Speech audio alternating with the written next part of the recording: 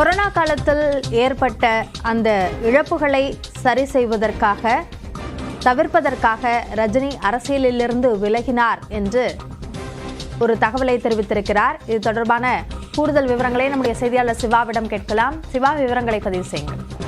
நிச்சயமாக அபிநயா, இன்று பாத்தீங்கன்னா தமிழக வெற்றி கழகத்தினுடைய நிர்வாகியான அர்ஜுன் யாதவ் இன்று ரஜினியை பத்தி விமர்சித்து ஒரு விமர்சனம் செய்தார். இந்த நிலையில் ஒருங்கிணைந்த வேலூர் மாவட்ட ரஜினி ரசிகர் மன்ற தலைவர் ரவி இன்று ஒரு அறிக்கை வெளியிட்டிருக்கார்.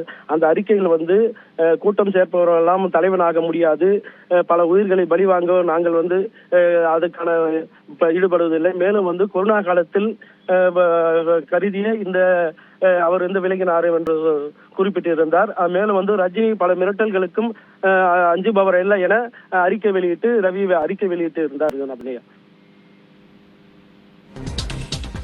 விவரங்களுக்கு நன்றி சிவா.